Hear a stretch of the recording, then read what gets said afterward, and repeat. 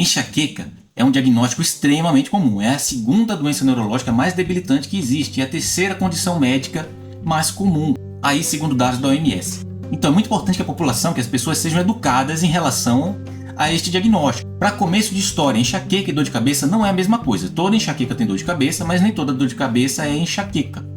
A enxaqueca é uma dor de cabeça, uma cefaleia primária, ou seja, eu olho lá dentro da cabeça, olho lá com a imagem, ressonância, tomografia e não encontro nada. Estudo de vasos, exame de sangue, tá tudo bem, tá tudo normal. Ah, quer dizer que não tem nada errado, que não tem nada alterado? Não. Tem muita pesquisa mostrando alteração de conectividade no cérebro, aumento de algumas substâncias que, por exemplo, o CGRP, que estão associadas ao mecanismo de dor da enxaqueca. Então existe um substrato orgânico que ele não é mensurável pelos exames cotidianos, né? Essa é a regra aí das cefaleias primárias, tá? É o princípio geral das cefaleias primárias. Então, a enxaqueca é uma cefaleia primária extremamente comum, só perde aí para a cefaleia tensional, mas a cefaleia tensional é um tipo de dor mais leve, então geralmente não leva o paciente a procurar o médico. A enxaqueca então acaba ganhando o primeiro lugar aí nos consultórios. É mais comum em mulheres, principalmente mulheres jovens, né? Geralmente começa abaixo dos 20 anos, mas vai ter uma prevalência aí entre os 25 e 55 anos de idade. Após os 55 anos de idade, a tendência é diminuir a prevalência e a quantidade de casos. Aí como é que o médico faz o diagnóstico da enxaqueca? O diagnóstico é clínico, a gente segue uma série de critérios clínicos.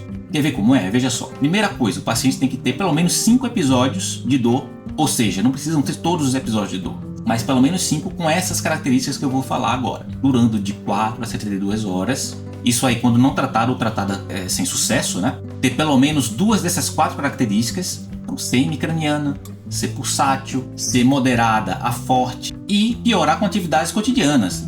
Atividades físicas cotidianas, o que é isso? Então subir escada, andar um pouco mais rápido, ou até caminhar mesmo normalmente, e ter um desses sintomas, náuseas ou vômitos, ou luz incomoda, barulho incomoda, foto ou fonofobia, tem que estar juntos aí os dois. E a última coisa, não ser melhor explicada por outro diagnóstico. Aí é que tá, aqui eu tenho que excluir causas secundárias, aí dentro dos exames de sangue, exame de imagem da cabeça. E você sabia que a enxaqueca pode ser dividida em 4 fases? Pois é, né? Tem uma fase que chama pródromo, que ela pode acontecer algumas horas ou dias antes de começar a dor. O paciente pode se sentir cansado, com alteração de concentração, mais deprimido, pode ter uma fissura por alguns alimentos, como por exemplo chocolate. O chocolate, na verdade, é um aviso de que a enxaqueca está vindo, né? É um sintoma prodrômico. E aí entra em alguns pacientes a aura, alguns pacientes que têm enxaqueca com aura, ela classicamente aparece aí, 5 a 60 minutos antes do início da dor. As auras mais comuns são a visual, brilho na visão, escotomas cintilantes, ou escotomas mesmo, que é negativo, né? Então ficam manchas pretas na visão. Flashes de luz, e alguns desses flashes podem assumir uma característica crescente, assim, vai aumentando, chama espectro de fortificação. Imagem meio irregular, brilhante. Outra aura comum são sintomas sensitivos, que aí muitos pacientes queixam disso, né? Então, dormência ou formigamento na cabeça, no couro cabeludo, no rosto, num lado do corpo, mas mais comumente na mão, no couro cabeludo e nas pontas dos dedos.